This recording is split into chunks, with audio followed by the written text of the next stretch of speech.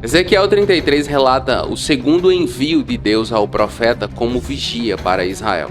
O foco agora é a restauração de Israel e não mais a condenação e julgamento. Após encerrar a série de 8 capítulos, emitindo juízo contra as nações inimigas de Israel, a palavra de Deus destaca a importância do profeta entre o povo. O capítulo começa com a abertura da boca de Ezequiel, que havia permanecido em silêncio por 7 anos, só proferindo julgamentos divinos. Ele condena aqueles que permaneceram na terra de Israel após a queda de Jerusalém, afirmando que a posse da terra depende da obediência espiritual e não do tamanho da população. Ezequiel também repreende aqueles que se reuniam para ouvir suas mensagens em Babilônia, alertando que a hora da prestação de contas chegaria. Cada pessoa seria responsável por suas ações e a resposta à palavra de Deus. Quando o dia da prestação de contas chegasse, eles teriam que reconhecer a veracidade da mensagem profética de Israel. A função de Ezequiel é anunciar a palavra de Deus com o objetivo de que o justo se torne mais justo e o ímpio deixe a impiedade. O Senhor não tem prazer na morte do ímpio. É sobre isso que vamos estudar em Ezequiel 33. Para você não perder nenhuma parte dessa série, se inscreva no canal e ative todas as notificações. E fique comigo até o final, porque há uma palavra de Deus para você. Ezequiel 33 pode ser dividido em 5 partes que vão do versículo 1 até o versículo 33. Lembrando que eu não vou ler todos os versículos do estudo para que ele não fique tão grande, mas se você quiser um comentário mais detalhado sobre Ezequiel 33, é só você acessar o jesuseabiblia.com, na barra de pesquisa colocar Ezequiel 33, e você vai ter acesso a um estudo mais completo deste capítulo e poderá ter acesso também a esse mapa mental que eu estou estudando, que eu estou usando aqui na ministração desse estudo, tá bom? Então vamos lá. Primeira parte, nós vemos aqui do versículo 1 ao versículo 9 o chamado para ser vigia. Aqui na primeira parte dos versículos de 1 a 9 nós vemos o chamado para ser vigia. E veja o que diz o versículo 7. Quanto a você, ó filho do homem, eu fiz vigia para a nação de Israel. Por isso ouça a palavra que sair da minha boca e os advirta da minha parte. Algumas coisas importantes que nós precisamos saber com relação a esse trecho. Em primeiro lugar, o chamado para ser vigia. Deus comissiona Ezequiel como vigia sobre a nação de Israel. Isso implica em uma responsabilidade especial de ouvir a palavra de Deus e transmiti-la ao povo. Ezequiel é convocado a ser um mensageiro fiel de Deus, trazendo advertências e orientações importantes para o seu povo. Segundo lugar, a responsabilidade de advertir o povo. Como vigia, Ezequiel é encarregado de transmitir a palavra de Deus e advertir o povo sobre o que está por vir. Ele deve cumprir sua missão de maneira diligente e responsável, compartilhando tanto as promessas de Deus quanto as consequências do pecado e da obediência. E é exatamente a mesma coisa que eu e você somos chamados a fazer, tanto a anunciar as promessas de Deus quanto o seu julgamento contra o pecado. É claro que sempre em amor, sempre se importando, porque o que é que eu percebo muitas vezes em muitos ministros cristãos? Um certo ódio na pregação, um certo ódio ao pecador, uma atitude muito semelhante à de Jonas. Mas Jesus não nos chama para pregar o evangelho com essa atitude, ele nos chama para pregar em amor, se importando. Lembre, Jesus comia com publicanos e pecadores. Jesus pregava a essas pessoas. Lembre, levaram a Jesus a mulher adúltera que foi pega no ato. Ela ainda estava seminua quando foi pega e levada até Jesus. A lei dizia que ela devia ser executada, mas a graça de Deus a perdoou. Jesus não disse que ela era inocente. Em nenhum momento ele faz isso. Ela é culpada, mas todos os outros que queriam condená-la também. Então lembre-se, quando você estiver pregando o evangelho, que você também é pecador, que você também foi alvo da graça. E se não fosse a graça, você não teria entendido o amor de Deus. É esse tipo de empatia que eu e você precisamos ter quando pregamos o evangelho. Colocar-nos no lugar do pecador, que está com a sua mente, com os seus pensamentos obscurecidos pela atuação do diabo. Terceiro lugar, a seriedade do chamado de vigia. Deus enfatiza a importância do chamado de vigia, deixando claro que a vida e a morte das pessoas estão em jogo.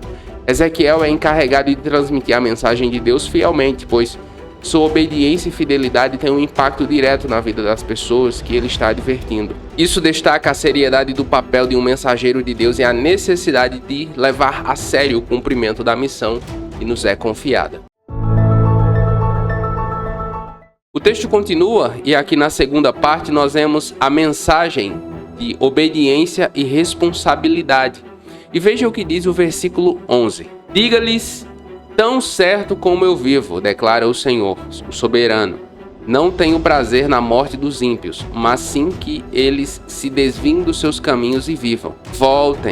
Voltem-se dos seus maus caminhos, porque vocês hão de morrer, ó nação de Israel. Algumas coisas importantes que nós precisamos saber com relação a esse texto. Primeiro, o convite do Senhor Deus ao arrependimento e à vida.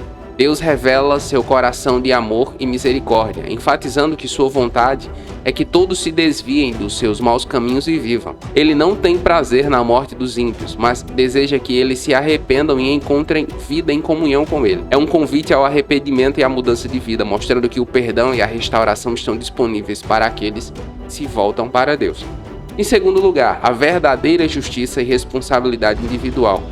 Deus revela que a justiça de uma pessoa não é determinada por sua linhagem ou pelo que os outros fizeram, mas sim por suas próprias ações e atitudes. Cada indivíduo é responsável perante Deus e deve responder por suas escolhas.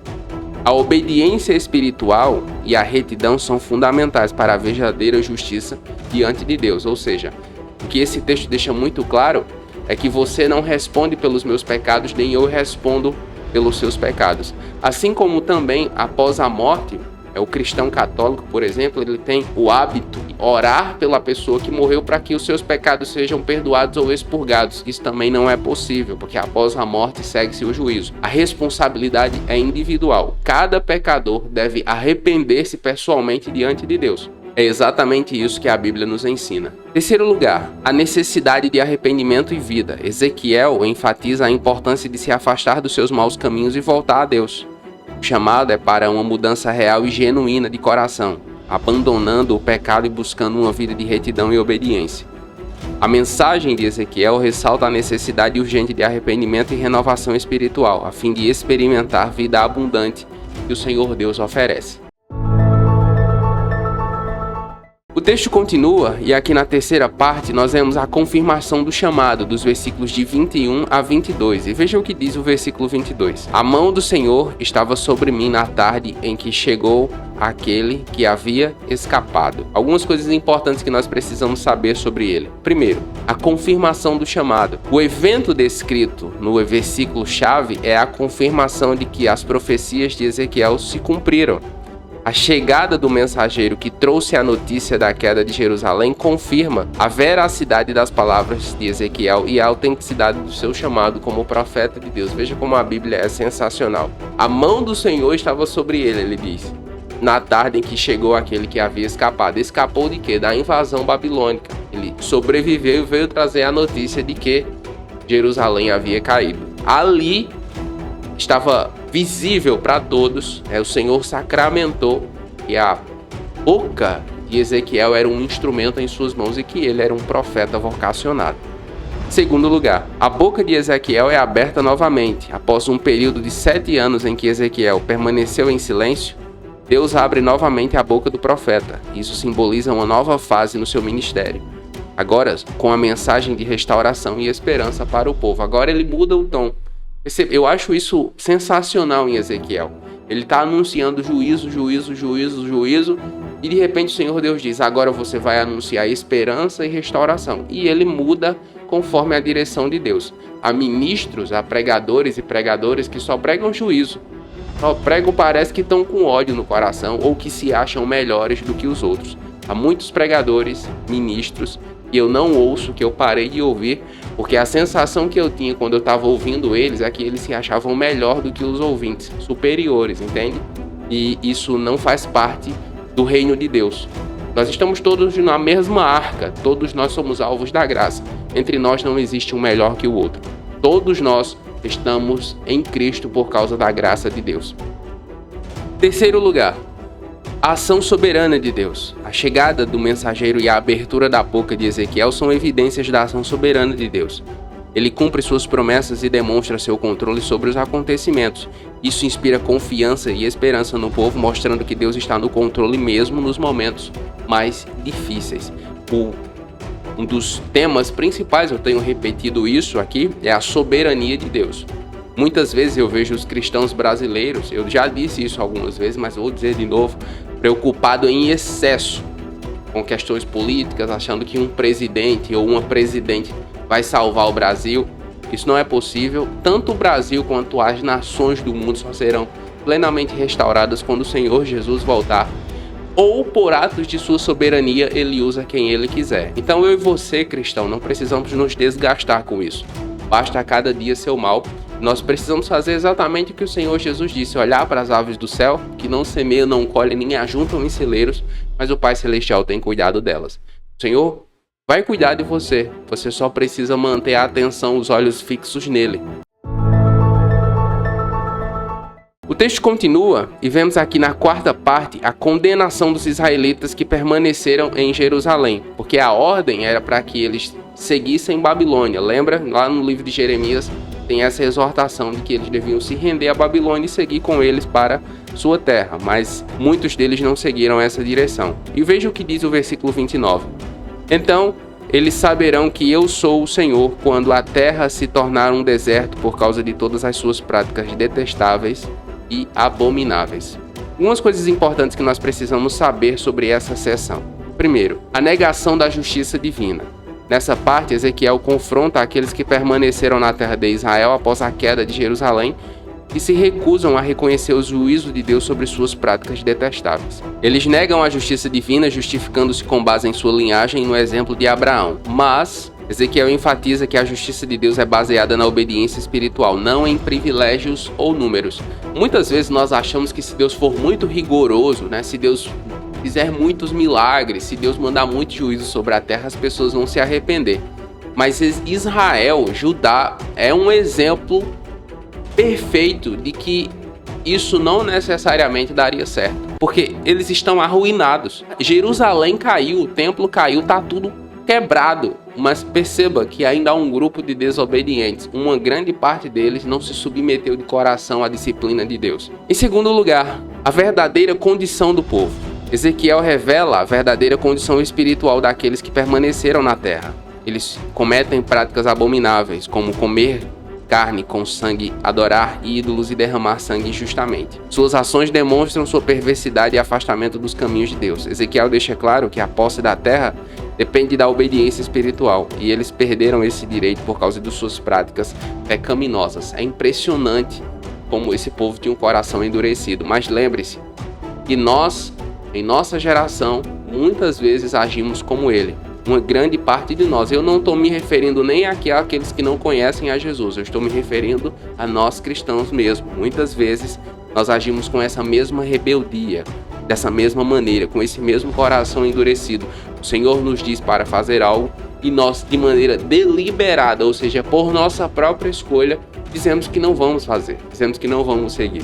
Por causa desse tipo de atitude, essa outra porção que não foi para o cativeiro por escolha própria, desobedecendo à direção de Deus, sofreria ainda mais. Terceiro lugar, as consequências do pecado e do juízo divino. Ezequiel descreve as terríveis consequências que aguardam aqueles que negam a justiça divina e persistem em suas práticas pecaminosas. Aqueles na cidade serão mortos pela espada. Os que fugirem para o campo serão devorados por animais selvagens. E os que se esconderem em fortalezas e cavernas serão atingidos por uma praga. Isso mostra que o juízo de Deus não pode ser evitado, e aqueles que persistem no pecado colhem as consequências suas ações, ou seja, não é possível fugir do juízo e da soberania do Senhor Deus. E, por fim, na última parte, nós vemos a repreensão aos ouvintes em Babilônia. Já como cativos, dos versículos de 30 a 33, Ezequiel vai repreendê-los e veja o que ele diz no versículo 32. Você é para eles como uma bela canção de amor, bem cantada e bem tocada. Ouvem as suas palavras, mas não as põem em prática. Eu acho esse versículo sensacional. Inclusive, Deus usou esse versículo para falar comigo no meu último trabalho, porque no meu ambiente de trabalho, eu sempre tive o hábito de pregar o evangelho, evangelizar as pessoas. Eu evangelizei muita gente. Quando eu comecei a sentir que eu estava perto de o Senhor Deus me tirar de lá, eu comecei a lamentar, porque eu via que muitas pessoas me ouviam, até gostavam do que ouviam, mas não tomavam a decisão, não se arrependiam. E foi exatamente esse versículo que o Senhor me deu.